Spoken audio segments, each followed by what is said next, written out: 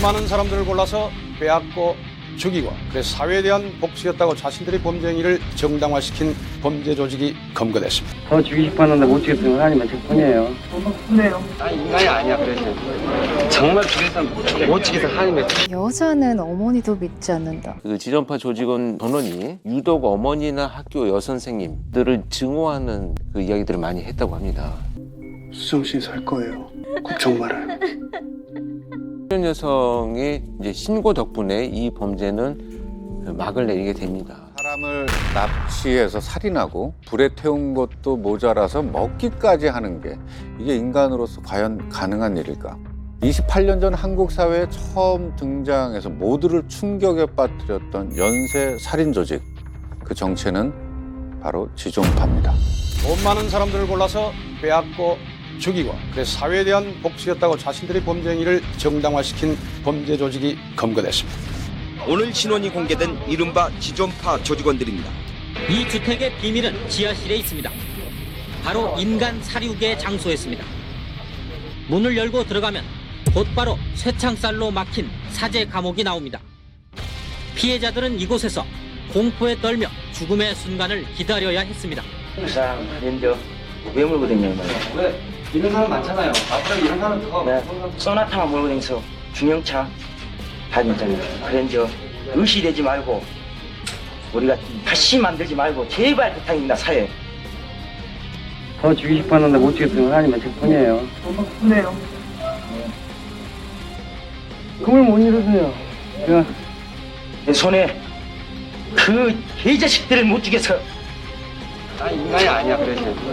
정말 죽였으면 못 죽여서 하나님의 이게 뭐야? 아니 보통 이게 범죄자나 저렇게 흉악한 범죄를 저지르면 보통 고개를 숙이고 얼굴도 요즘 안 보이려고 하는데 심지어 웃기까지 하네요. 자, 이렇게 검거 직후에도 뭐 부자들을 더 못 죽여서 한이 된다, 이런 말을 남긴 지존파. 사건 당시 저들의 나이가 과연 몇 살이었을까로 추정이 될까요? 그래도 한 30대쯤 되지 않았을까요? 저들의 평균 나이는 21살이었습니다. 자, 가장 연장자가 23살, 그리고 가장 어린 조직원은 심지어 18살인 미성년자였습니다. 와, 꼬맹이들인데. 아니 아까 말씀하셨던 그런 극악무도한 범죄들이랑 나이가 전혀 매치가 안 돼요 지금. 93년 8월 겨우 20살 남짓의 젊은 남자 6명이 잘 사는 사람들을 응징하자. 좋게 표현해서 응징하자. 그냥 죽이자였어. 그러니까요. 그러면서 연쇄 살인 조직을 결성해. 그리고 곧 타겟을 설정하고 계획을 실행에 옮깁니다. 29년 전입니다. 대한민국을 발칵 뒤집어 놓았던 끔찍한 범행 현장으로 되돌아가 보겠습니다.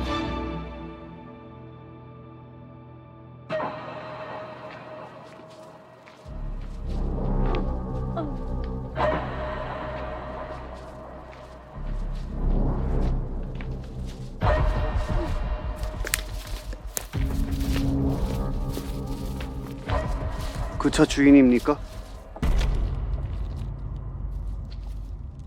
네, 그렇습니다만. 그 타이어에 빵꾸 난 것 같던데. 그래요?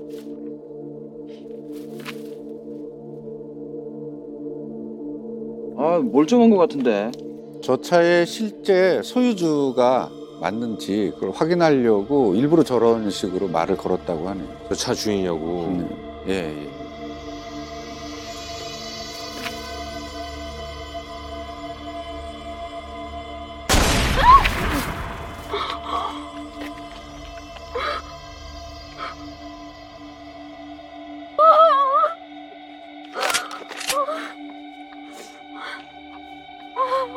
진짜 빵꾸 나게 해줄까?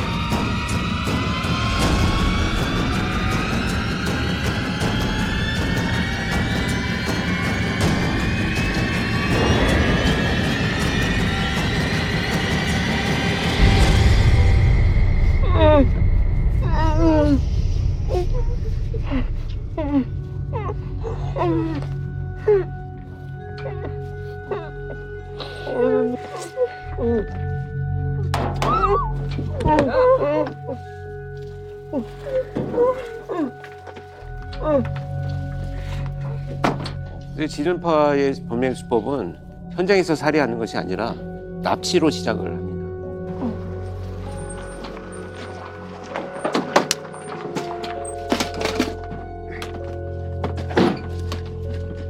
고급차 타는 자식들.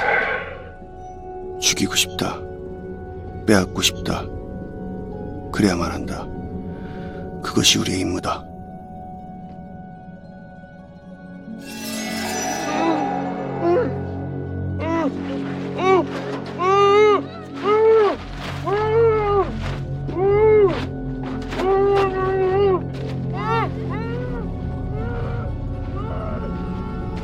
세상은 참 불공평하다. 같은 나라에 태어났지만 저들은 평생 부자로 살다 부자로 죽을 테고 우린 그들의 발 뒤꿈치 떼만도 못하게 살다 그렇게 죽겠지.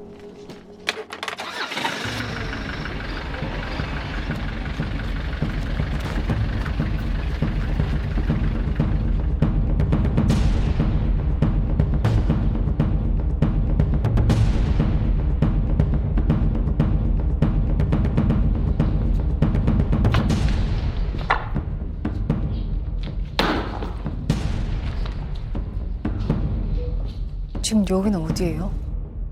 저기가 이제 그 지존파들의 아지트로 불리우는 곳인데 실제로 이렇게 납치 후에 피해자를 늘 저렇게 아지트로 데려왔다고 합니다.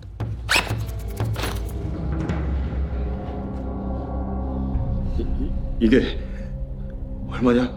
이야, 머리 털라고 이렇게 많은 돈 처음 보네요. 그죠, 형님? 새끼야, 좋으냐? 아씨, 그럼 넌 안 좋냐? 앞으로 이딴 것들은 눈에도 안 차게 실컷 만지게 될 거다. 근데 저 짝들은 어쩔래?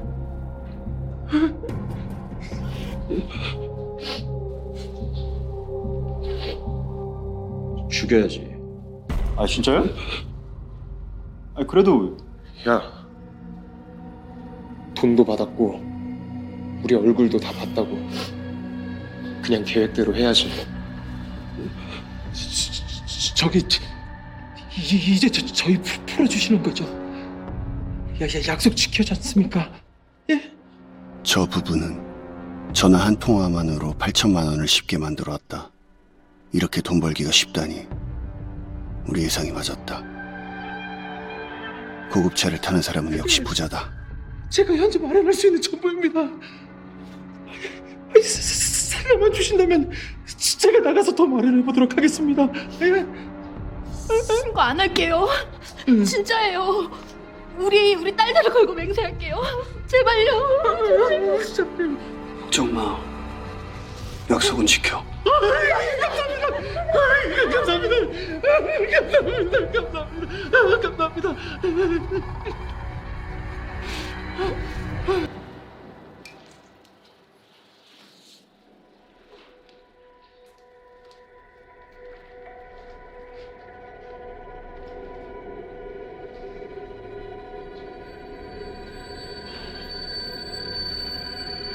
마지막 날이니 술이라도 한잔하고 가라고 하자.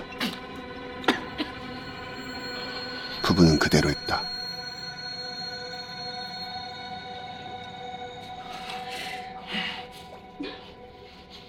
아마 마지막 날이라는 말을 나와는 다르게 해석했던 것 같다.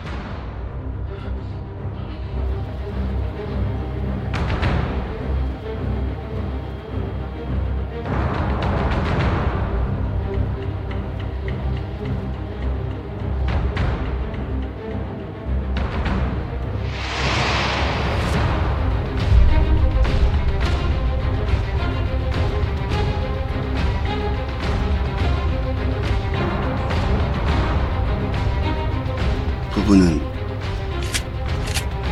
그렇게 마지막 날을 맞았다.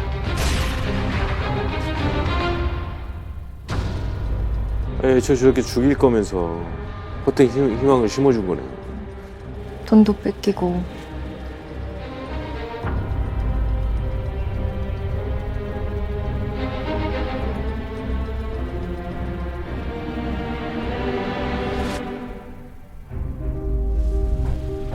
애초에 약속을 지킬 마음 같은 건 없었다.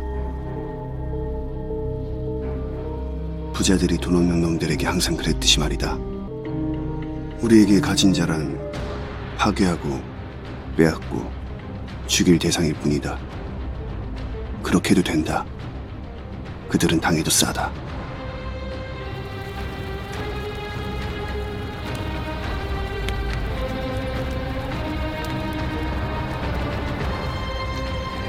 술에 취한 그들을 죽이는 건 어렵지 않았다. 그 후 시신을 잘라 화덕에 넣고 싹 다 태워버리기까지는 꽤 많은 시간과 노력이 들었지만 그래도 우린 말끔하게 해치웠다. 우린 무서울 게 없다. 잃을 게 없는 놈들은 그렇다. 사람이길 포기하기만 하면 된다. 그때가 이제 1994년 9월 12일이었고 오후 5시쯤이었습니다. 부유층을 상대로 범행을 저지르겠다라고 다짐을 한 그들은 전라도에서 경기도 성남까지 저렇게 트럭을 몰고 올라왔습니다. 그러던 중에 남서울공원 묘지 인근에 주차되는 한 승용차를 보고 범행을 결심합니다. 그리고 피해자는 추석을 앞두고 벌초를 왔던 중년 부부였어요.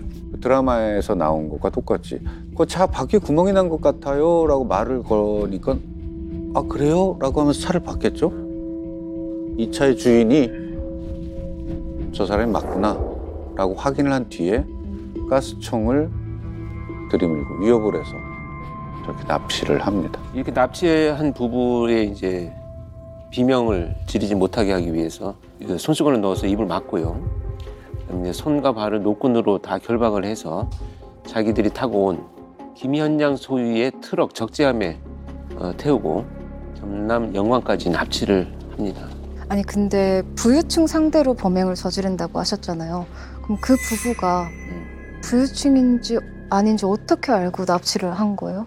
가장 먼저 이제 고급 승용차를 탄 사람을 범행 대상으로 선정을 했다고 합니다. 그래서 행동대장 이 김현장이 체포 당시에 뭐라고 얘기를 했냐면 2천만 원 이상의 자동차를 가진 놈들은 다 죽여야 한다. 야, 이거 뭐 앞뒤 저는 밑도 끝도 없는 얘기죠. 정말 좋은 차만 타면 다 부자다. 이렇게 자신들이 기준을 만들어 놓은 것으로 보여집니다. 솔직히 정확하게 더 얘기하면 그랜저 타는 사람들을 범행 대상으로 삼았다고 합니다. 방금 사건의 피해자는 정말 자수성가한 중소기업의 대표였습니다. 그래서 이제 단순히 그랜저를 타고 있다는 이유만으로 이제 범행의 대상이 된 거고요. 이 부부의 차까지 조직원 중 한 명이 강취를 해서 영광까지 가지고 가서 부품을 전부 다 분해하고 팔고 그렇게 해서 다 돈을 챙겼다고 합니다. 자, 이렇게 이제 부부를 납치했던 이 지돈파는 아지트 지하에 피해자들을 가둬놓고요. 1억 원을 준비해서 내놓지 않는다면 다 죽여버리겠다 이렇게 이제 협박을 하기 시작을 합니다.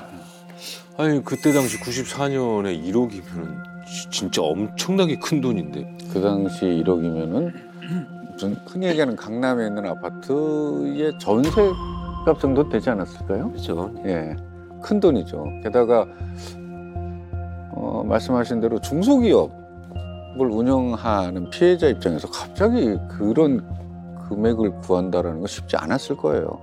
아무튼 협박을 받은 피해자는 회사 직원에게 얘기를 합니다. 교통사고가 크게 나서 지금 합의금이 필요하니까 돈을 좀 가지고 와라라고 전화하고 직원은 급히 돈을 만든다고 만들었는데 그게 8천만 원 정도를 만들었습니다.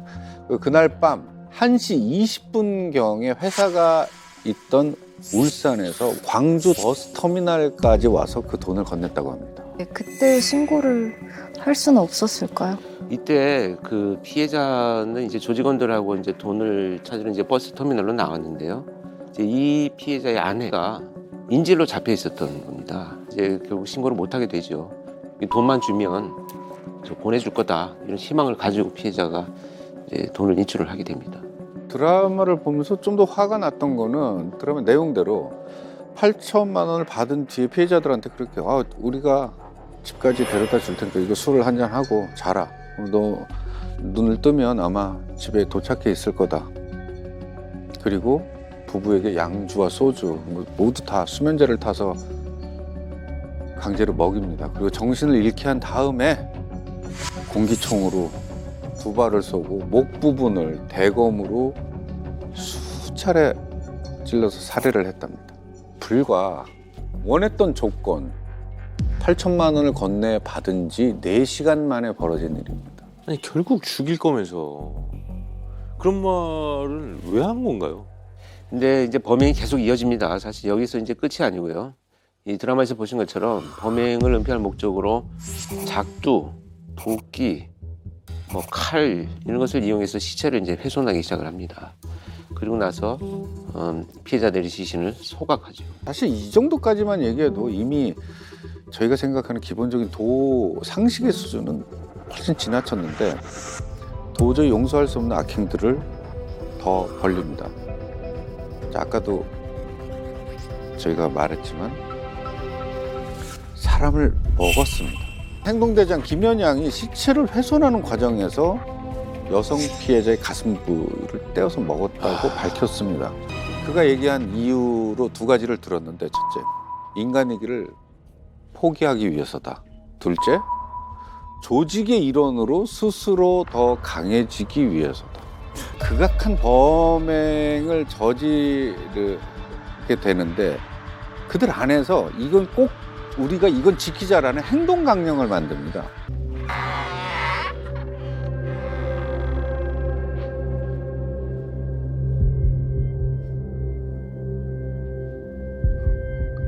안녕하십니까, 김현양입니다. 얘기 많이 들었다. 잘해보자. 네. 야, 나 너랑 갑이야. 말 편하게 해라.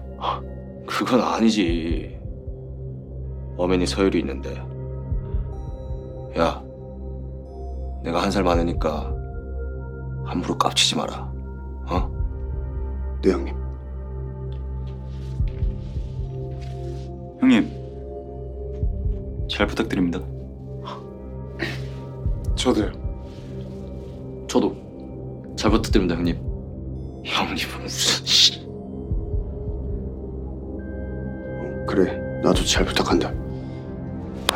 자자, 인상 그만 됐고. 근데 너 여기 뭐 하는 데인 줄은 알고 온 거지?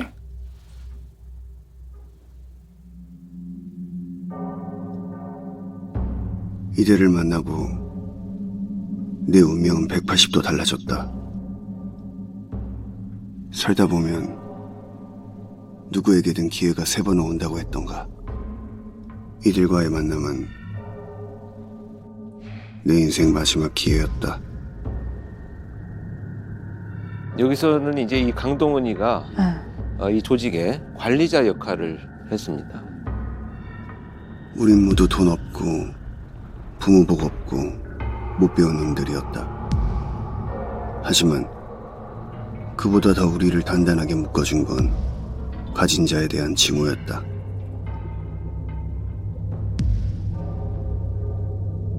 은행 강도가 되고 싶었던 내가 이들과 함께하는 건 어쩌면 당연한 일이었을지도 모른다. 그때가 바로 이제 그 대학 입시 부정 사건, 굉장히 큰 이슈였었죠. 그때 그 사건이 일어났던 시기입니다. 결국은 돈 놓고 돈 먹기다. 부모가 사준 이런 최고급 승용차로 돈이면 뭐든 다 되는 것이다. 생각을 벌입니다. 밤이 되면 새로 만난 짝과 함께 나이트클럽 등에서 춤춘 뒤 결국은 이런 호텔에 찾아와 화가 났다. 마약을 즐긴다는 것이 머리 꼭지가 뜨거웠다. 한달 평균 300만 원의 용 가슴이 터질 것 같고 이렇게 만나서 피가 거꾸로 솟았다. 한 사람 평균 10에 다 깨 부숴버리고 싶었다. 날 낳은 부모도, 저 부자 새끼도, 그리고 우리를 이렇게 비참하게 만든 이 사회도. 차에 탄 젊은이들이 20대로 보이는 여성들을 태우고 바쁘게 어디론가 떠납니다. 이들이 이른바 야타족입니다. 그렇게 우린 조직을 만들었다. 세상이 버리고 부모가 버린 놈들, 돈 없어 무시당한 놈들, 남은 건 악밖에 없는 놈들. 우린 그렇게 마스칸이 됐다. 나는 이 조직에서 자리를 잡기 위해 더욱 적극적으로 활동했다. 그 결과 조직원들에게 인정받았다. 강령이, 우리는 부자들을 증오한다! 증오한다! 강령이, 각자 10억을 모을 때까지 범행을 계속한다! 계속한다! 강령상, 배신자는 처형한다! 추행한다. 강경사, 여자는 어머니도 믿지 말라. 믿지 말라.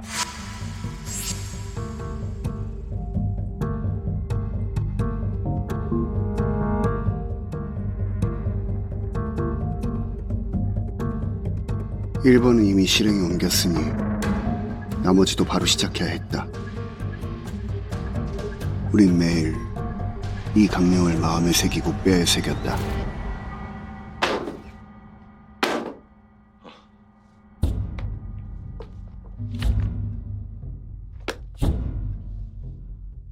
이거 뭐 하라고? 국 끓여 먹으라고? 여기에 우리가 앞으로 어떻게 해야 될지 잘 나와 있어. 저희 책 끊은 지가 언젠데 형님은 야, 이딴 게 다 뭔 소용인데 그냥 바로 치자니까.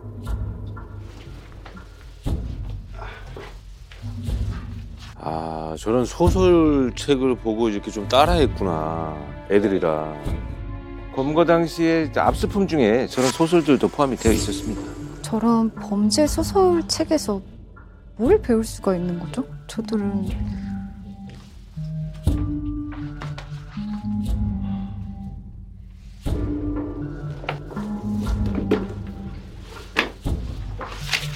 소설 속 주인공들에게선 배울 게 많았다. 그들은 어떻게 사람을 죽이고 돈을 빼앗고 도망가는지를 알고 있었다. 야, 저런 걸 보고 따라했다는 게 참.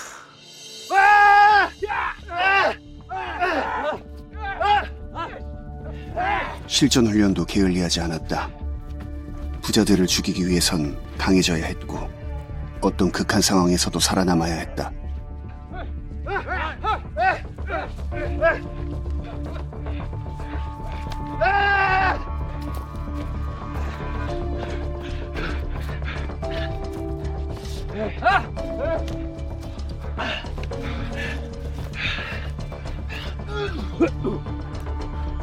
야!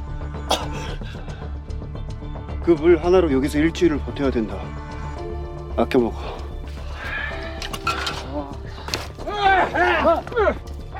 우리는 가라앉 자루와 생수 한 병만 있으면 어디서든 임무를 수행할 수 있는 조직이 되고자 했다.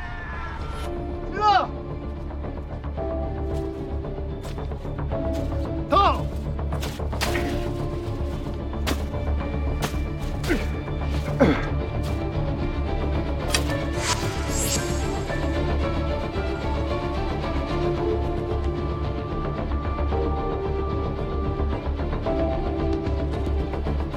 이제 모든 준비는 끝났다. 다들 준비는 돼 있겠지? 네! 우린 마스칸이다. 또 이상한 강령 같은 것도 만들고 무기도 범상치 않고 약간 테러 집단 같은 느낌을 받았어요. 근데 아까 보니까 그 마스칸? 네. 원래 지존파가 아니었습니까? 이들의 조직명은 마스칸이었습니다. 이 마스칸이 그리스어로 야망을 뜻하는 줄 알고 자기들이 지었는데 사실 마스칸은 집이나 숙소를 뜻하는 아랍어인데 잘못 알고 있었던 거죠. 그래서 이제 지존파란 이름은 당시 그 사건을 담당했던 형사가 지어준 이름입니다. 근데 왜 지존인 거예요? 이 마스칸이던 시절에도 지존이라는 글씨로 저렇게 이제 훈련을 하면서 두건을 만들어서 쓰고 다니고요. 그래서 이제 지존파 이렇게 지어줬다고 합니다. 그리고 아까 드라마상에서도 저희가 잠깐 얘기를 나눴는데 저들이 도박을 소재로 했던 홍콩 영화, 그 유도카 주연의 홍콩 영화 지존무상을 좋아했다고, 그래서 너무 좋아해서 30번 이상을 봤다고 합니다. 그래서 뭐 지존과 관련된 여러 요소들을 종합해서 이름을 붙여준 것 같아요. 그리고 또 지존파, 저들은 폭력 영화 외에도 이런 일본 야쿠자 세계를 그린 소설들, 야인, 뺑키통, 그리고 또 테러리스트들의 회고록에 등등 이제 여자가 되고 싶어요 등을 한마디로 범죄 교과서용으로 이용을 했다고 합니다. 아마도 이런 매체들을 보고 영향을 받아서 그런 행동 강령들까지 만든 것 같아요. 일본에 돈 많은 자들을 증오한다. 10억 원을 빼앗을 때까지 범행을 계속한다. 범행 사실을 알게 된 사람은 반드시 죽여 그 증거를 없앤다. 여자는 어머니도 믿지 않는다. 조직을 배반하면 지옥 끝까지라도 따라가 죽인다. 무시무시하네요. 저는 이 중에 4번이 이해가 안 되는데 여자는 어머니도 믿지 않는다. 이게 무슨 말이에요?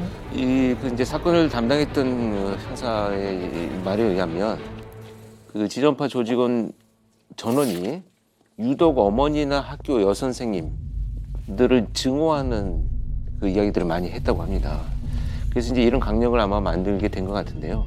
김현양 같은 경우에는 자신의 어머니에 대한 분노가 가장 심했습니다. 그래서 12살 때 아버지가 이제 지병으로 사망을 하고요. 어머니가 식당 일을 하면서 생계를 유지해 나갔는데 이때 이제 어머니가 낯선 남자들하고 자주 교제를 하는 것 같다. 이런 것들을 이제 목격을 하고요. 얼마 안 돼서 아버지하고 친구하고 이제 재혼까지 하게 됩니다.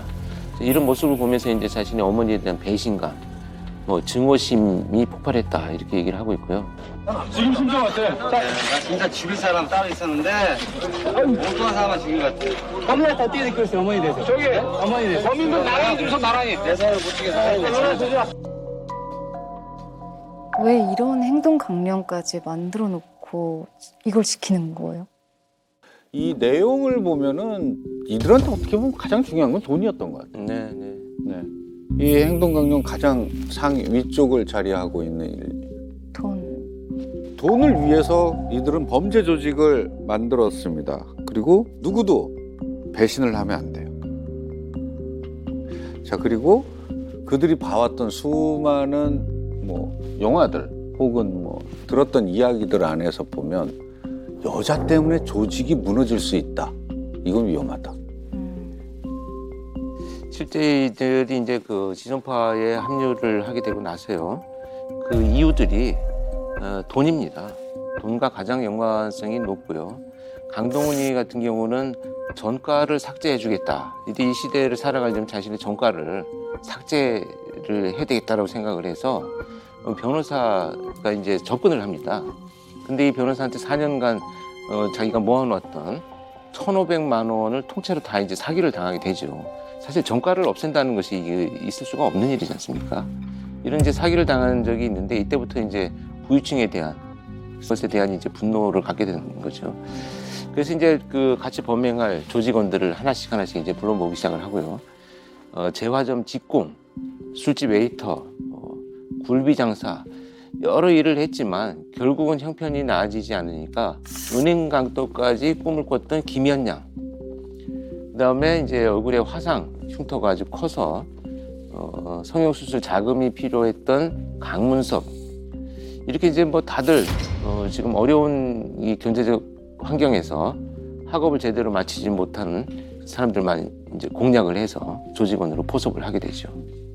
돈이 필요한 이들을 만났고 돈을 벌자라고 하면서 이들을 끌어들이는데 그 방법에 대해서는 분명히 고민이 없을 수가 없겠죠, 인간인데. 근데 강동원 조직원들한테 이렇게 얘기를 했다고 합니다. 세상이 불공평하다. 그래서 못 배우고 가난한 사람들은 정상적인 방법으로는 도저히 돈을 벌어서 잘 살 수가 없다. 자, 힘을 합쳐서 부자들 납치하자. 그리고 돈을 뺏어서 잘 살아보자. 아니 대체 이게 어떻게 하면 이렇게까지 나쁜 생각을 가지게 되는 거죠? 이게. 강동원이 서울에 잠깐 거주했을 때가 있는데 그때 디스코텍이나 유흥주점에서 아니 일하지 않고도 잘 먹고 잘 사는 부자들이 있는 그들을 보면서 증오심이 커졌다고 합니다. 그리고 그 증오심이 범행을 계획하는 데까지 이어진 거죠. 자, 바로 그 부류들이 우리가 흔히 얘기하는 오렌지족, 야타족 이런 부류였습니다. 네, 범인 지존파 일당은 이른바 야타족과 오렌지족 등 탈선 부유층 자녀들에 대한 적개심과 소외감을 범행 동기 하나로 꼽고 있었습니다. 압구정의 야타족들 내 손에 못 죽여서 시작도 못하고 간 게 반이 되고. 한번 옛날에 물어봤었어. 이해가 안 간다더라고, 저들은 우리 입장. 택도 돈 벌어 쓰면 될 거 아니야. 그런 식으로 말하더라고. 왜 내 돈 갖고 그런 식으로 연병하냐. 나도 부모 잘 만나서 나도 야타 할 건데. 흔히 얘기하는 오렌지족은 90년대 초입니다. 강남에 거주하면서 이제 부모님들 재력을 바탕으로 화려한 소비 생활을 누렸던 그런 20대들을 가리키는 얘기였죠. 아니 물론 그 시절에 저도 뭐 기억이 나요. 그러니까 막 그런 것들이 연일 막 뉴스에 보도되고 막 그랬었어요. 사회적인 어떤 문제로. 물론 그게 뭐 잘못된 행동이긴 했지만 그렇다고 그걸 뭐 돈 빼앗고 살인까지 할 만한 일은 아니잖아요, 이게. 진짜 이해가 안 되네요. 자, 부유층에 대한 증오심을 바탕으로 결성된 연쇄 살인조직 지존파, 행동 강령까지 만들어서 조직력을 다진 이들은 결성한 지 한 달여 만에 첫 범행을 저지릅니다. 윤기자.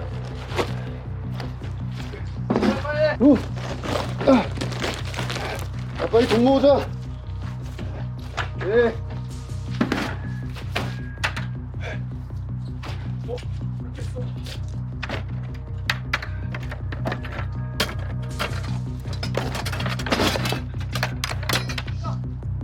자, 내일은 분당으로 갑니다. 자, 수고했습니다. 자, 수고했어요. 수고했습니다.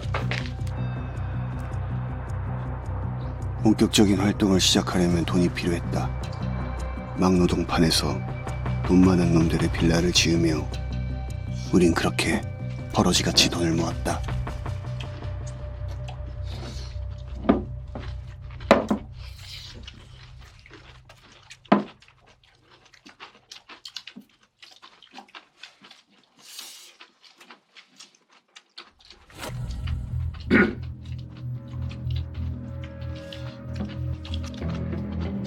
괜한 생각 마라. 이제 그 돈은 네 거 아니다. 예. 죄송합니다, 형님.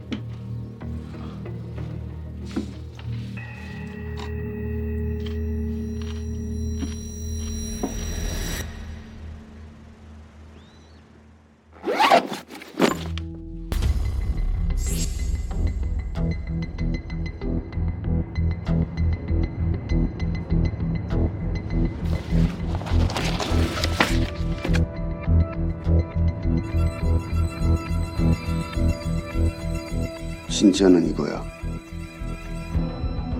그렇게 악착같이 모은 돈으로 우린 무기를 샀고 중요한 명단을 입수했다. 이들은 우리와는 태생부터가 다른 진짜 부자들이다. 이것만 있으면 10억. 그건 아무것도 아니다. 이제 개고생도 끝이다.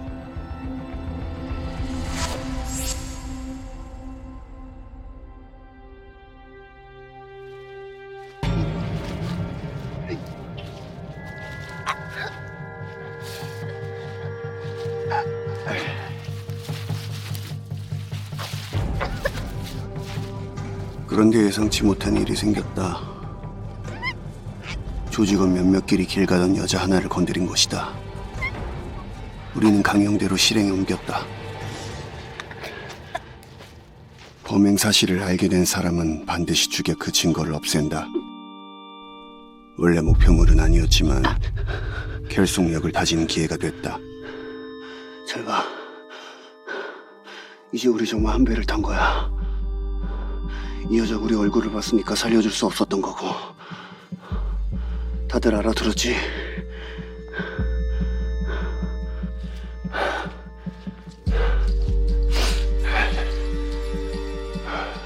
우린 돌아가며 여자를 범했고 살인 연습을 했다. 이것이 우리의 첫 번째 살인이었다.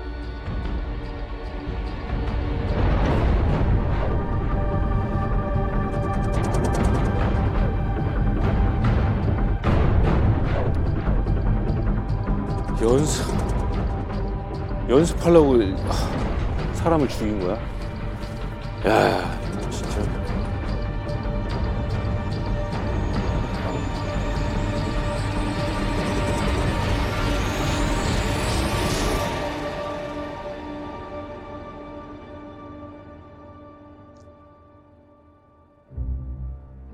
그런데 첫 살인 이후 조직에 배신자가 생겼다. 살려주세요. 너무 무서워서 그랬어요. 자꾸만 그 여자가 제 꿈에 나와서 저 울면서 쳐다보고 있었어요. 아이 새끼. 우리 피 같은 돈 털어먹고 지금 살려달란 말이 나와? 돈을 들고 도망가려고 했었나 봐요. 너 이 돈 갖고 도끼면 우리가 못 찾을 줄 알았어?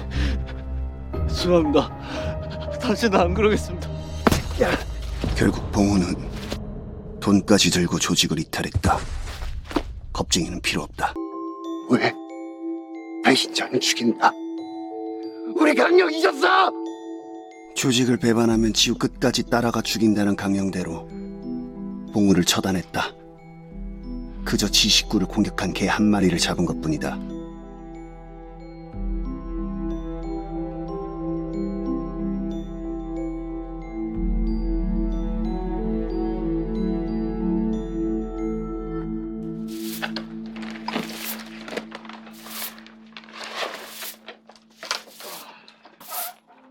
틈틈이 공사장에서 훔친 자재들로 우리만의 아지트를 꾸몄다. 이곳의 이름은 아방궁이다. 아이고 이쁘다. 잘들 돼가냐? 그럼요. 아무튼 대단하다. 아 요새 엄마 모시겠다고 집 짓는 애들이 어디 있다고. 니들이 효자다 효자여. 아니에요. 별거 아닌데요. 뭐. 저건 뭐여? 창고요. 크게 잘 지었구만. 다 지으면 집들이 하냐? 해야죠. 꼭 쳐라. 그럼 욕들 봐. 알겠습니다. 조심히 들어가세요. 들어가세요. 마을 사람들은 우리 말을 철석같이 믿었다. 우리 중에 그 누구도 엄마를 모실 사람은 없다. 강령을 잊지 말자. 엄마도 여자다. 이제 모든 준비는 끝났다. 조직원 살해는 지존파 첫 살인 사건이 이제 도화선이 됐죠. 그래서 1993년 7월에 조직원 중에 송봉우, 강동원, 백병옥이 이 대전에 있는 유성구 소재 버스 정류장에서 혼자 걸어가고 있던 피해자를 발견을 하고 인근 다리 밑으로 끌고 가서 성폭행을 한 뒤에 살해한 사건이 첫 사건입니다. 근데 이때는 조직이 다 완성되지 않는 시점이기 때문에 처음부터 죽일 생각은 아니었다. 뭐 이렇게 이제 변명을 하고 있는데요. 우발적으로 성폭행을 했는데 뭐 이 사실을 안 다른 조직원이 살해하라고 해서 피해자를 목졸라서 살해하고 안매장했다 이렇게 얘기를 하고 있는 거죠. 여기서 주목할 것은 이제 왜 죽였냐 이 부분입니다.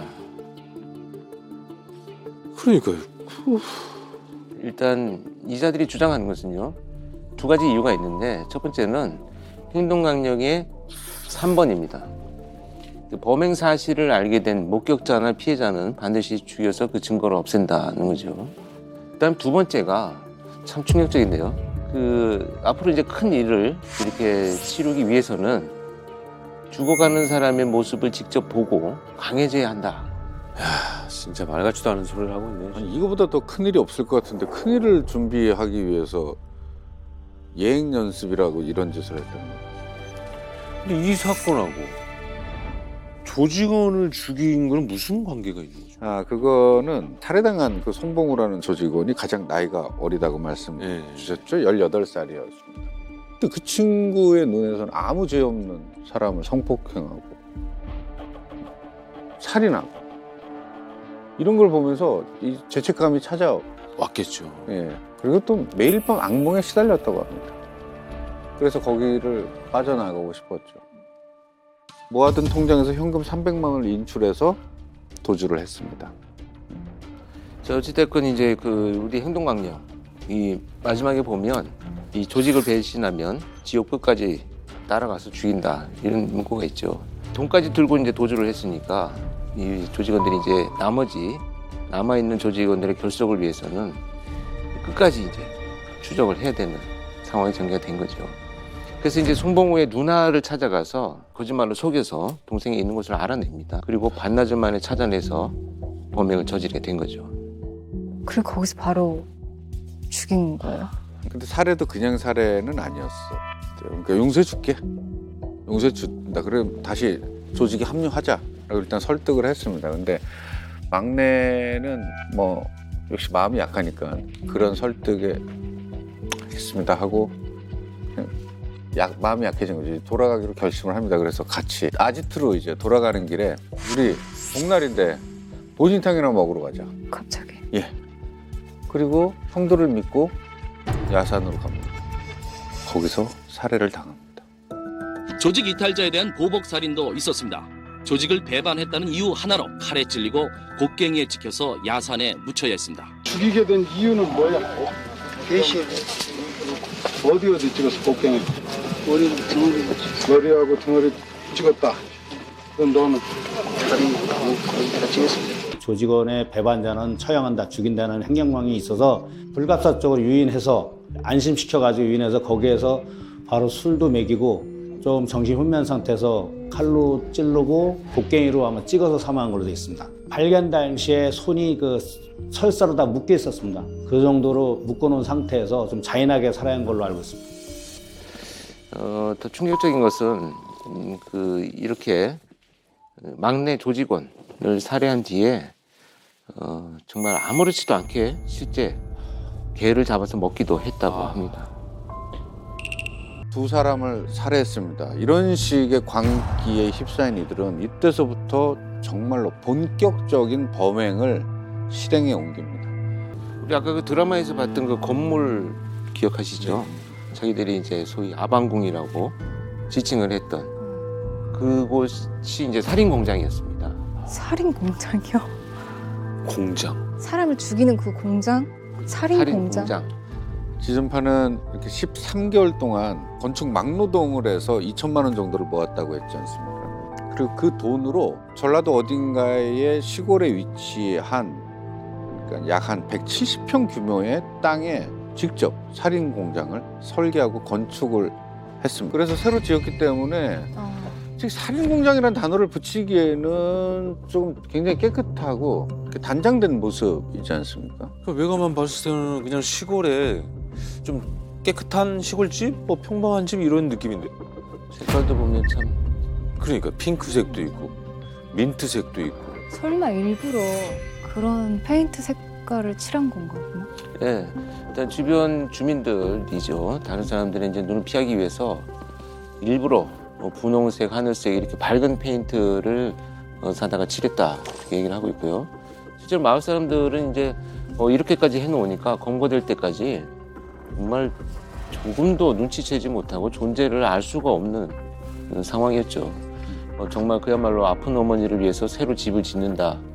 이렇게 이야기를 하니까 그냥 효자로만 생각을 했고요. 주민들을 불러가지고 집들이까지 해서 정말 선량한 사람으로 생각을 할 수밖에 없는 상황이었죠. 진짜로. 아니 집들이를 했으면은 일단 집에 왔을 거 아닙니까? 그렇죠. 와가지고 안도 이렇게 둘러봤겠죠. 그렇죠. 근데 그 누구도 그들의 행동, 이 건물의 목적을 의심하지 못했던 거는 이 건물의 구조에 있습니다.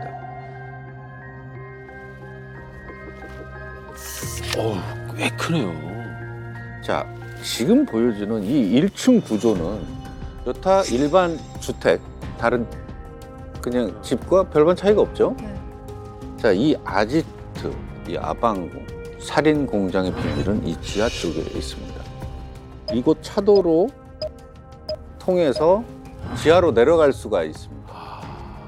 그리고 이걸 통해서 납치한 피해자들을 끌고 내려가서 이 지하에 보면 쇠창살로 만들어진 감방이라고 표현하면은 적절한 단어는 아닌데 여튼 그런 식의 구조가 있는 이 공간에 감금을 하죠. 여기서 이제 금품 갈취하고 뭐 협박을 하고 심지어 고문까지 했다고 합니다. 자, 그리고 원하는 돈을 받아냈다. 목적을 이루면은 이곳에서 살해를 하고 훼손하고 그리고 여기 소각장에서 시신을 불에 태워서 증거를 인멸합니다. 그 당시에 최초에 갔을 때 진열되어 있는 거 보면 정말 살기 느꼈습니다.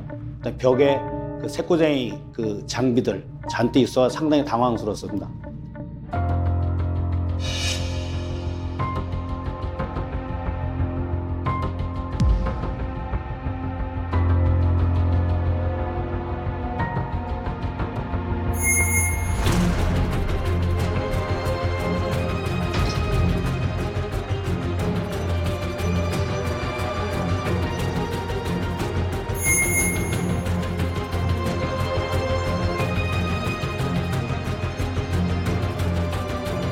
이 지역은 무슨 돈으로 지었어요? 차 사고. 노가다.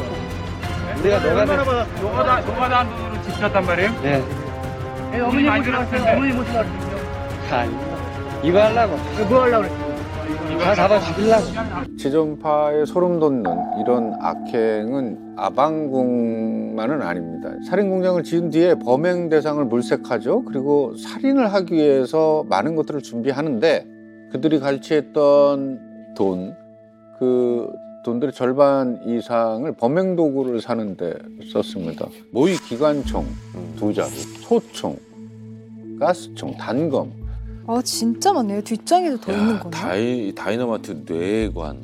야 이게 좀 특이하네. 등산용 지팡이로 유정한 대검. 야 무기 종류만 총 18가지였고요. 개수는 뭐 70개가 넘었다 이렇게 알려지고 있습니다. 근데 여기 다이너마이트는 왜 있는 거예요? 이 조직원들 중에 이제 경찰에 잡힌 적이 있었는데 그 경찰서를 폭파하기 위해서 준비했다 이렇게 주장을 하고 있습니다. 20대 초반에 이런 무기들을 참 어떻게 구하는 거예요? 어떻게 구했지 이런 거를? 일단 그 다이너마이트는 이제 조직원 중 한 명이 탄광 작업장에서 일을 했습니다. 그때 이제 폭파용으로 사용되는 거를 몰래 유출을 해서 이제 가지고 있었고요. 공기총이나 이런 무기들은 당시 행동대장이던 김현장이 초중학교 이제 후배 이제 그 을지로 일대에서 무기상으로 활약했던 이모 씨에게 불법으로 구입을 하게 된 거죠. 사실 이 이모 씨에게 암암리에 구입한 게 또 있습니다. 바로 이건데요. 압구정동에 있는 H백화점의 우수 회원, VIP 회원 고객 명단입니다. 범행 대상을 이 정도까지 구체적으로 이렇게 능동적으로 물색하고 찾는 거죠. 그러기 위해서 이 명단까지 돈을 주고 사들이는 겁니다. 그래서 당시 이 명단이 유출된 것에 굉장히 충격적이었었죠. 이 명단에는 이제 서울, 인천 같이 이제 수도권에 거주하고 있는 일정 금액 이상의 거래 내역이 있는 고객들 1,200여 명이 정보가 그대로 다 담겨져 있었습니다. 이 사실이 알려진 뒤에 억울함을 호소하는 고객들이 많았죠. 1년 중 딱 한 번 명절날 선물용으로 구입한 건데 내가 범행 대상이 됐다. 이렇게 정말 억울하기도 하죠. 올해 6월에서 8월까지의 주차권 대상자 명부입니다. 지존파이가 유출된 것이 바로 지난해 12월의 이 자료입니다. 개인정보의 양은 상상을 초월할 정도입니다. 의사, 약사, 변호사, 회계사 이런 명단을 다 가지고 있습니다. 농촌 자료니, 각종 요식업 자료니, 악인을 가진 주부니, 토탈 명단은 2천만 명이야. 1994년 9월 8일이었습니다. 새벽 3시로 돌아가 보겠습니다.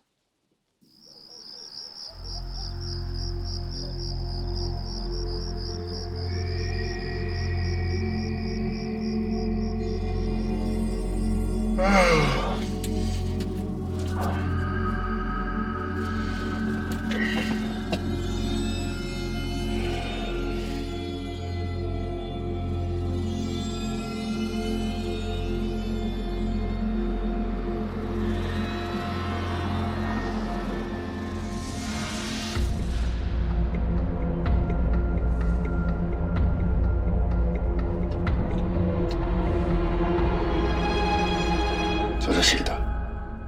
딱 우리의 목표다.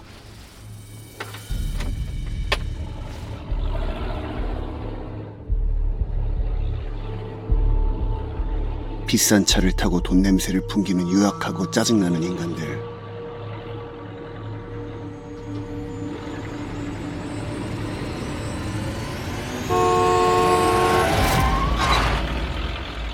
저 뭐야 저거? 아니 저것들 미쳤나?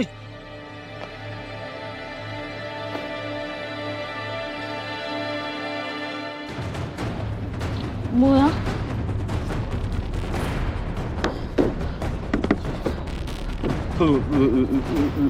왜들 그러세요?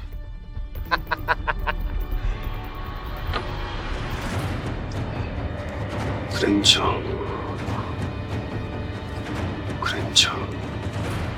어떡해. 와.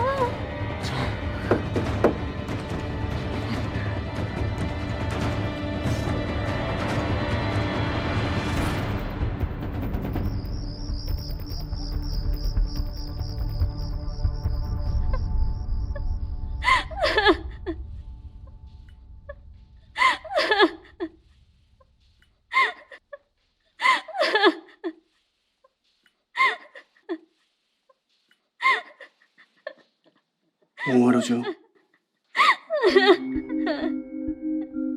배고프면 말해요. 먹을 거 좀 줄 테니까. 수정 씨 살 거예요. 걱정 말아요. 누구 마음대로!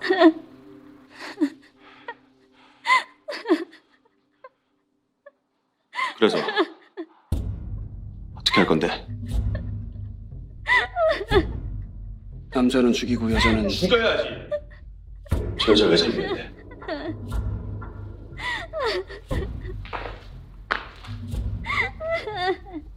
여자가 있는 편이 좋아. 남자끼리 우르르 몰려다니면 의심받아.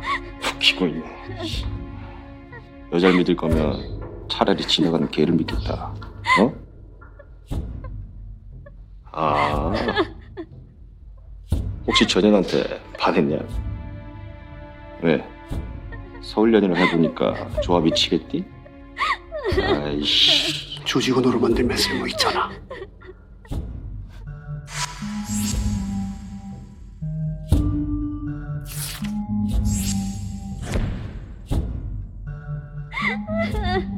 안 그래요, 수정 씨? 그래? 그럼 해봐.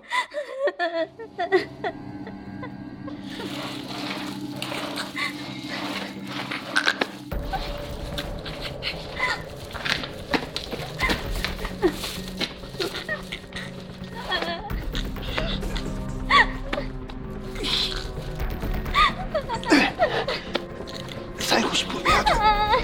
자, 이때부터 저렇게 조직원 테스트를 하듯이 피해자를 범행에 가담시킵니다.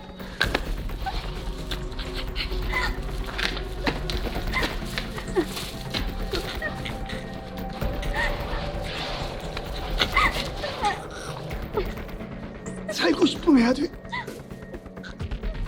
살고 싶으면 해야 된다고. 사랑도 연민도 아니다.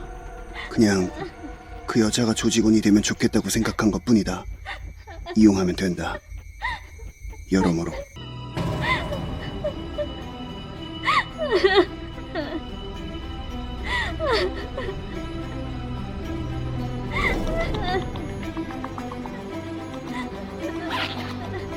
우리는 결속력을 가지기 위해 돌아가며 여자를 범했다.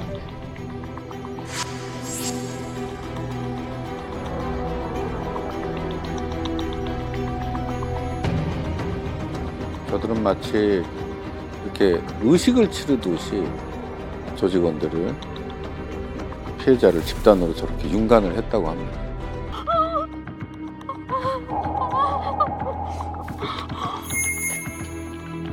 이제 이 여자도 우리 조직원이다.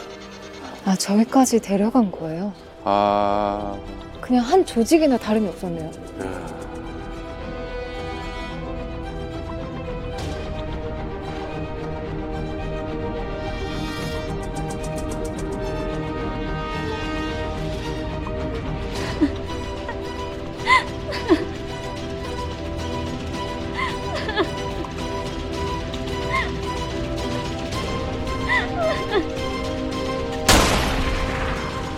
처음에 주저하던 그녀도 어느새 우리 일에 동참했다. 조직은 더 단단해졌다. 안녕하세요.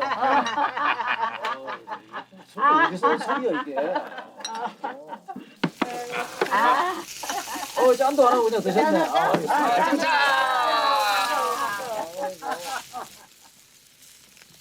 아유, 근데 뭔 고기를 이렇게 많이 샀대? 어르신들 드시라고요. 저번에 집들이가 너무 변변찮아서 마음에 걸리기도 했고요. 우리한테 뭐 이런 걸 다 사주고 그래. 고맙네. 우리 잘 먹을게.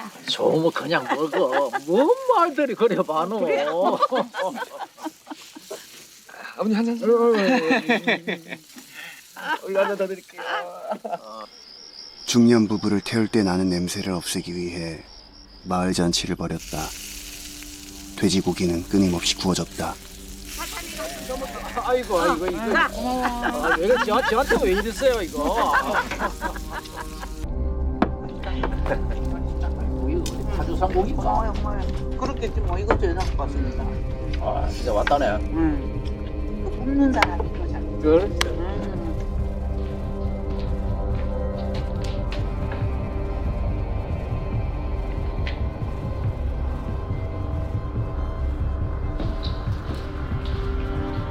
아니 김현영이 저 여자분을 왜 이렇게 챙기지?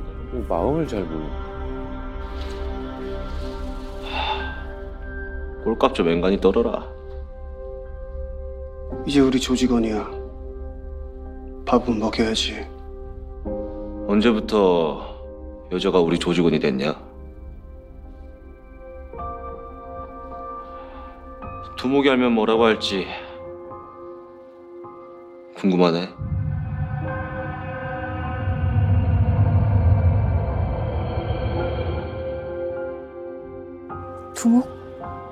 두목이 있어요? 아 두목이 있었어요?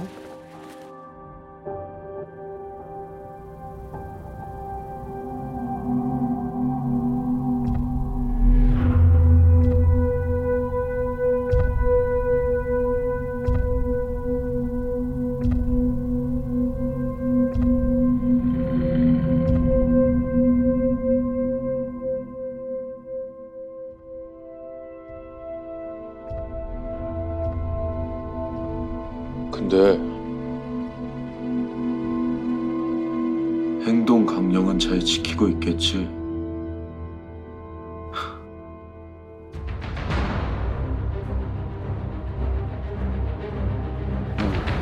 무서워.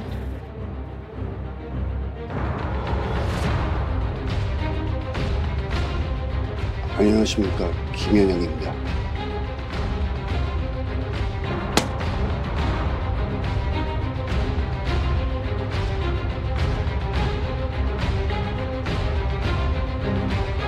우리를 만나게 하고 조직을 만들어준 마스칸의 큰 형님.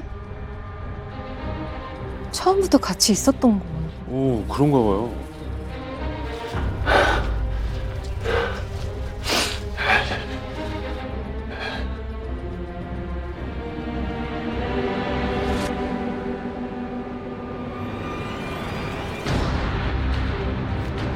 죄송합니다. 죄송합니다.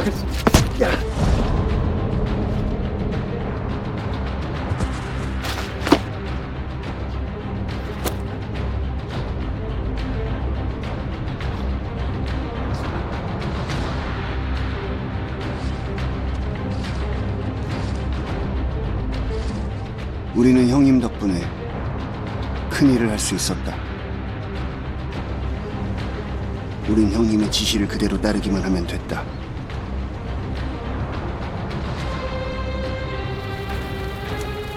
형님과 함께 우리는 세상을 뒤바꿀 것이다.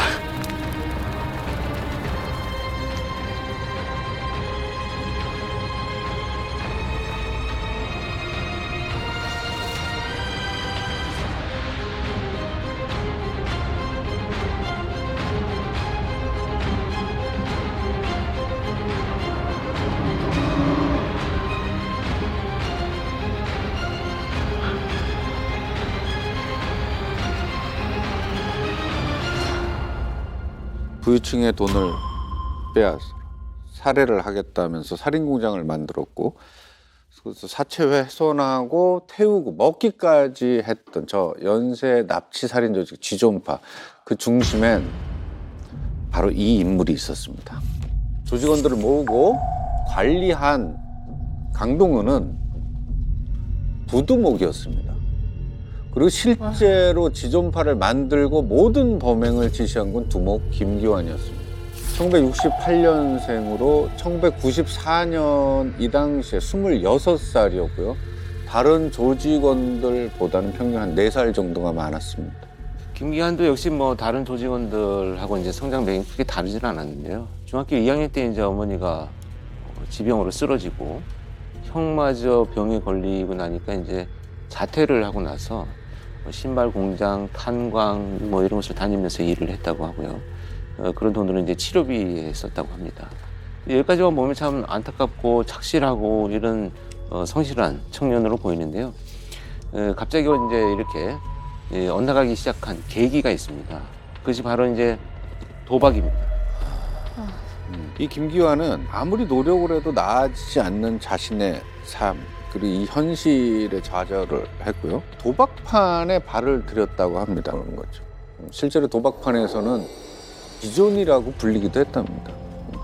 김기환이 이제 지존파를 만들기 전에 2차례나 조직은 포섭에 실패를 했습니다. 근데 우연히 도박판에서 이제 성장 배경이나 또 돈에 대한 갈망, 세상에 대한 분노, 뭐 자신하고 또 성향이 비슷한 부두목 강동원이를 만나게 됩니다. 이 조직을 만들게 되죠. 조직원 포섭에 애를 먹었던 이런 경험 때문에 사실 김기환이 가장 중요하게 생각했던 거가 조직의 유지였었다고 합니다. 그래서 이제 행동강령도 만들었고 이들이 결속력을 다지게 한 것도 아마 그 이유 때문일 것 같아요. 자신에게 무조건 충성해야 된다. 이렇게 세뇌를 시켰고요. 심지어는 잘 때 내 가슴 열어놓고 잘 테니까 조직에서 나가고 싶다면 내 가슴에 칼을 꽂고 가라. 그러지 못하면 지옥까지 쫓아가서 죽일 것이다. 이런 식의 얘기를 했다고 합니다. 자, 김기환은 지존파 조직원들과 함께 이제 구체적으로 부유층을 대상으로 한 살인 계획을 세워갑니다. 그런데 여기서 반전이 생깁니다. 그 이후에 범행이 벌어질 때는 자신은 지시만 내릴 뿐이지 직접적인 살인을 하지 않았다는 겁니다. 아니 자기가 계획 세우고 뭐 행동강령 이런 걸 만들어 놓고는 자기는 또 살인을 안 했어요? 왜요? 그러니까 이게 좀 두목이라고 하기에는 참 비열하고요. 좀 치사한 짓인데 그럼부터 말씀드리면 이 김기환이가 구치소에 수감 중이었기 때문에 실제 범행에 가담을 하지는 않습니다. 구치소에 수감이 된 건 어떤 죄 때문에, 어떤 사건으로 인해서 간 거예요? 네, 그게 1994년 6월이죠. 살인 공장 그들이 지었던 이 완공을 눈앞에 둔 어떤 날이었는데 그날이 마침 그 행동대장 김현양의 생일이어서 조직원들이 모두 뭐 파티처럼 뭐 회식처럼 해가지고 자리를 했답니다. 그 새벽 1시쯤에 김기환이 아는 선배 집 보일러를 수리해줘야 한다면서 이제 갑자기 자리를 비웠다고 합니다. 그리고 얼마 후 김기환이 경찰에 잡혔다는 소식이 전해진 거죠. 죄목은 미성년자 강간이었습니다. 참 파렴치한 짓이죠, 정말. 근데 이 김기환이가 이 보일러를 수리하러 간다는 그 선배의 집에 가서 자고 있던 조카를 보고 폭행해서 성폭행을 저지르게 됩니다. 심지어 이 당시 피해자는 만으로 12살이었습니다.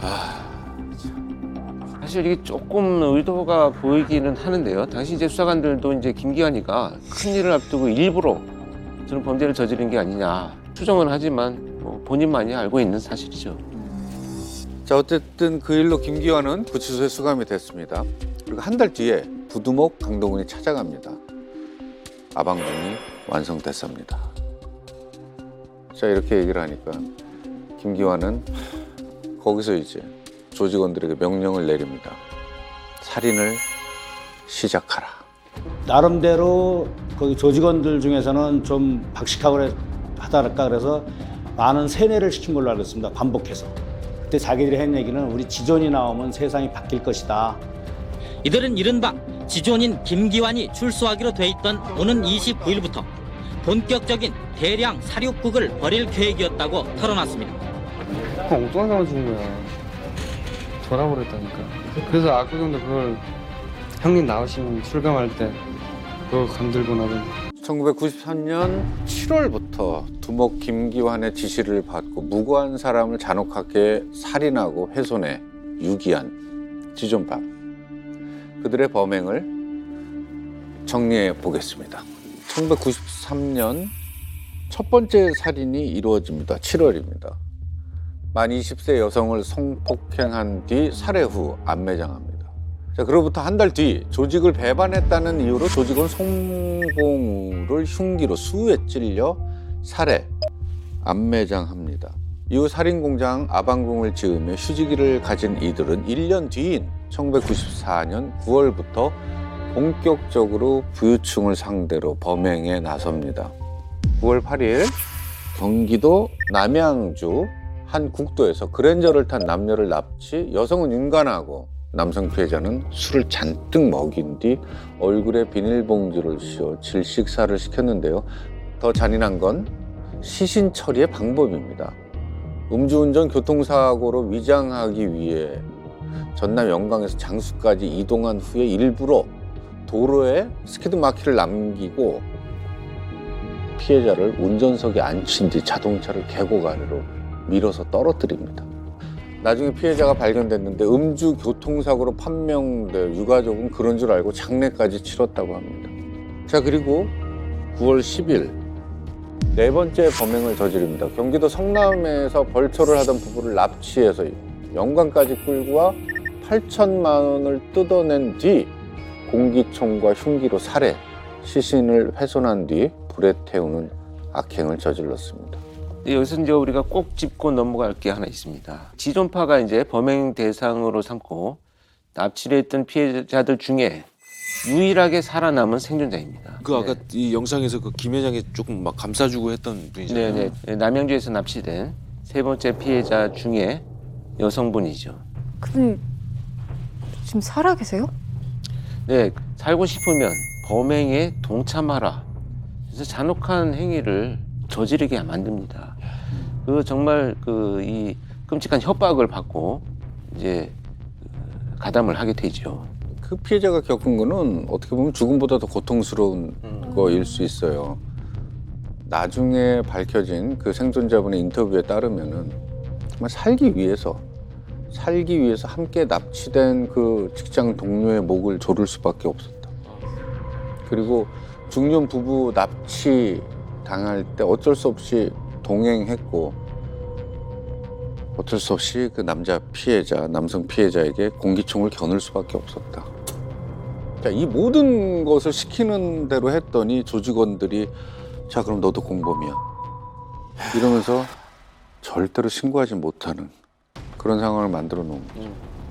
아니 지금까지 이 지존파의 그 행동들을 보면 행태를 보았을 때 그렇게 공범이 됐다고 해도 피해자를 살려주지는 않았을 것 같은데 어떻게 다행스럽게도 이렇게 생존할 수 있었던 건가요? 네, 살아남을 수 있었던 배경에는 애초에 그 피해자 여성을 조직원으로 만들자고 했던 김현양의 영향이 컸습니다. 이 조직원들이 이제 죽이자고 제안을 계속 했지만 수상해 보일 수 있다. 여자를 함께 죽이면. 또 조직원 중에 여자 한 명은 있어야 다른 범죄를 저지를 때 의심을 좀 덜 받지 않겠느냐. 이렇게 이제 설득을 했고요. 문상록이 왜 그 강령까지 어겨가면서 이렇게 여성을 살리려고 하느냐라고 반발을 하니까 몸싸움까지 하면서 목숨을 지켰다. 이렇게 알려지고 있습니다. 근데 아마도 이것은 뭐 피해자에 대한 동정심이나 이런 것보다는 이용하기 위한 목적을 훨씬 더 많이 갖고 있지 않았나 이렇게 생각이 됩니다. 근데 이 지존파가 준비한 이 아방궁이나 명단들만 보면은 범행을 계속 이어갔을 것 같은데요. 네 번째 범행에서 멈췄어요. 왜 그런 거예요? 잡혔나요? 지존파가 그렇게 막 목숨처럼 여겼던 자신들의 행동 강령 그걸 어겼기 때문에 검거가 됐습니다. 설마 여자는 어머니도 믿지 마라 그거? 바로 그렇습니다. 그래서 그 이 생존 여성의 이제 신고 덕분에 이 범죄는 막을 내리게 됩니다. 와. 이 여성은 아방궁에서 이제 조직원들의 이 환심을 사하면서 이제 그 밥상을 차려주기도 하고요. 범행에 협조하는 척을 하면서 기회를 보죠. 탈출할 기회를 이제 준비를 합니다. 9월 15일에 마침내 성공을 합니다. 김현양이 다이너마이트를 조작을 하다가 손을 좀 다치게 되는데요. 이때다 싶어서 이제 간호를 자청하면서 병원에 같이 가자 라고 하니까 이 김현장은 자기가 이렇게 살려준 그 피해자를 이제 믿고 같이 동행을 하게 됩니다. 그러니까 병원에 도착한 김현영이 진료실 앞에서 피해자에게 얘기를 합니다. 도망가려면 도망가. 이러면서 휴대전화와 현금 50만 원을 맡기고 혼자서 진료실로 들어갔다고 합니다. 전남 영광의 한 병원을 급히 빠져나가는 여인이 있었습니다. 지존파 체포에 결정적 도움을 준 27살 이모 여인이 범인들의 손아귀에서 벗어나는 순간이었습니다. 김현장이라는 사람이 그 뻔을 부탄가스에 의해서 뻔을 입어갖고 치료받고만 갔다는 내용만 있습니다. 화상을 입고 왔다. 화상을 입고 치료받고 갔다는 내용만 있습니다. 그때 여자는 뭐 하고 있었어요? 그건 모르죠. 택시를 타고 서울로 올라온 이 여인은 지체 없이 아는 사람을 통해 지존파 일당의 범죄 사실을 이곳 서초경찰서에 신고했습니다. 그때가 16일 새벽 2시쯤이었습니다. 신변이 위협을 느끼고 있으니까 차를 잡든지 간에 치우지 말고 단 경찰 가면 괜찮아요. 이 씨는 이렇게 이제 병원을 탈출해가지고요. 곧장 경찰에 신고하지 않고 인근 포도밭에 숨어 있었습니다. 밤이 될 때까지 이제 기다리게 됩니다.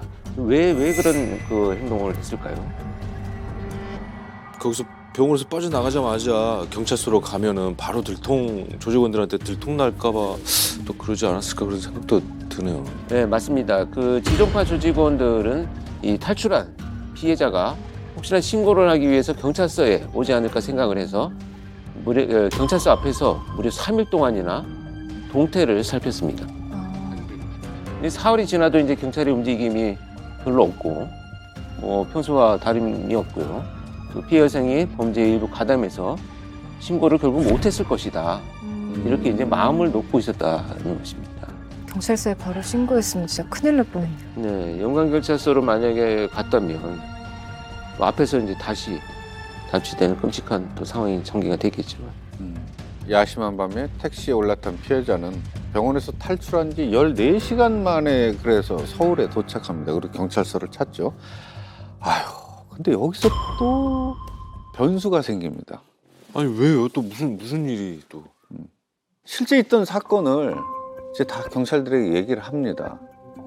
근데 사실 갑자기 나타난 여성 피해자가 겪은 정말 그냥 들으면 믿기 힘든 일이잖아요. 이 범행 자체는. 그리고 도주하느라고 몰골은 정말 말이 아니었을 테고 또 너무 긴장했기 때문에 말할 때 뭐 약간 횡설수설 할 수도 있을 거고 피해자의 말을 선뜻 믿어주는 사람이 없었던 거예요. 그날에 그 야간 심야 근무를 하고 있는데 지존파에서 탈출한 이모 씨가 경찰서 형사계에 신고를 했습니다. 당시 너무 황당하고 그래가지고 믿지 않았고 제보자의 팔뚝도 걷어보고 혹시 주사바늘이 있나 봤는데 그런 것이 없었고 그럼 증거가 뭐가 있냐 했더니 본인이 나올 때 들고 나온 핸드폰이 있었다. 그 핸드폰을 보고 그러면 내일 결정하자 그래서 일단 호텔 잡아가지고 일행이랑 같이 수소시켜서 안정을 시킨 상태였습니다. 제가 아침에 일어났는데 그 소씨 부부 납치된 8천만 원 받은 기사가 났습니다. 그래서 이 여자의 진술이 진짜 맞구나 이렇게 판단하게 된 겁니다. 자, 이 모든 정황을 듣고 범행을 파악한 경찰들은 지존파 검거에 나섭니다. 가장 오른쪽 끝에 보면은 새로운 여성 조직원이 보이실 겁니다. 생존한 피해자가 도주를 하자 부두목 강동은이 자신의 여자친구를 조직원으로 합류시킵니다. 아니 분명히 그 행동강령에 여자 믿지 말라고 그러는 왜 자꾸 행동강령을 어기는 느낌인데요? 잡일이나 시키고 식사 준비를 시킬 여성 조직원이 필요해서 그랬다. 강동은이 밝힌 이유였는데 어쨌든 경찰이 들이닥칠지 모르고 하필이면 검거 이틀 전에 합류시켜서 같이 경찰에 붙잡힙니다. 자, 이제 검거 과정을 조금 설명을 드려보겠습니다. 자, 이렇게 신고를 받은 경찰이 이제 그 피해 사실을 확인을 하죠. 체포 작전을 펼치게 되는데 이 여성의 진술에 의하면 지금 이제 각종 무기들, 다이너마이트부터 시작해서 총, 엽총까지 다 준비하면서 이 범죄 집단이 운영이 되고 있기 때문에 굉장히 조심스러운 이제 작전을 펼치게 됩니다. 이렇게 이제 그 서초 형사들은 이제 그 최대한 은밀하게 조용히 이제 검거에 나서게 됩니다. 그래서 이제 영광경찰서 측에도 강도범을 좀 체포하러 왔으니 공조와 협조를 부탁한다. 이렇게만 얘기를 하고 이 생존한 피해자와 함께 이제 그 장소를 아지트로 찾아갑니다. 잠복을 하면서 이제 누군가를 나올 때까지 기다립니다. 이 다음 날까지 이제 잠복을 하고 있는데요. 그날 술을 많이 마셔서 해장을 하기 위해서 콩나물을 사러 나갔던 강동훈이를 체포를 합니다. 그다음에 바로 덮치지를 않고요. 이 조직원들을 바깥으로 불러낼 전략을 수립을 합니다. 이게 그야말로 이제 누구도 다치지 않아야 되는 거죠. 이 체포 작전에서는. 이 강동훈이가 교통사고를 당했다고 속여서 어딘가로 유인을 하는데요. 자, 여기가 어디일까요? 뭐 경찰서 가까운 곳? 수사팀은 엄청난 기지를 발휘해서요. 파출소로 유인을 합니다. 그렇죠. 이렇게 작은 교통사고 나서 해결 안 되면 경찰서나 파출소로 가니까. 근데 그 흉악범들은 뭐 순순히 그쪽으로 왔어요. 서초 형사들이 이렇게 기지를 발휘하고 나서 이제 속이기 위해서 영광에 소재한 그 파출소 경찰관들한테 부탁을 해서 지역 사투리로 일단 전화를 합니다. 강동훈이 교통사고로 크게 다쳐서 광주로 이송 중이다. 근데 돈과 휴대전화를 보관 중이니 가지러 와라. 이 말을 듣고 조직원인 김현양과 문상록 그리고 강동훈의 여자친구 3사람이 달려옵니다. 그래서 차에서 먼저 내린 문상록이가 바로 파출소 앞에서 체포가 됩니다. 그래서 이제 뭔가 눈치를 챈 김현장과 여자 조직원은 이제 도주를 하기 시작을 하는데요. 그 주유소 담벼락을 들이받고 차가 전복돼서 마지막 체포가 됩니다. 네. 자, 그로 인해 지금 현재는 이 2명의 조직원이 남아 있습니다. 자, 그래서 형사들이 그 아지트에서 기다렸는데 나오질 않아요. 그러니까 형사들은 만반의 준비를 하고 아지트를 덮칩니다. 이 백병옥은 경찰이 쏜 공포탄 소리에 놀라서 바로 항복을 했습니다. 그리고 이 강문섭은 뒷문을 통해서 산으로 달아납니다. 근데 그쪽에서 대기 중이던 기동대에게 붙잡혔습니다. 네. 이제 이런 지존파는 다른 범죄자들하고 달라서요. 범행일체를 뭐 당연히 해야 될 일을 한 것처럼 이렇게 진술을 했습니다. 이제 취재진 카메라 앞에서 뭐 엄청난 그 진짜 거침없는 발언을 내뱉어서 그야말로 국민들이 진짜 분노하게 만드는 이런 상황도 전개가 됐었죠. 이렇게 빨리 잡혀서 돈 많고 사람 무시하는 못 잡아서 하나님 몇십 분이야. 기회가 있으면 다시 할 거예요, 그러면? 당연하죠. 돈 많고 잘난 사람들 다시 다 싸움. 세상 들어가서 안 나가 나 그냥 죽고 싶어졌어요. 지금이라도 좀 죽여줬으면 좋겠어요 좀.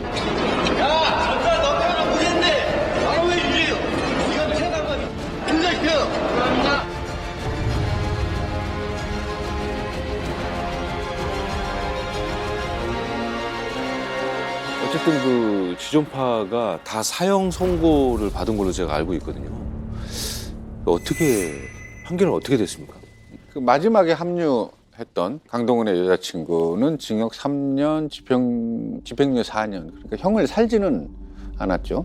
나머지 조직원들은 강도살인, 특수강간, 범죄단체 조직 및 가입, 총포, 도검, 화약류 등 단속법 위반, 그 사체 은닉, 사체 유기, 사체 손괴, 강간치상 11개 혐의로 전원 사형을 선고받았습니다.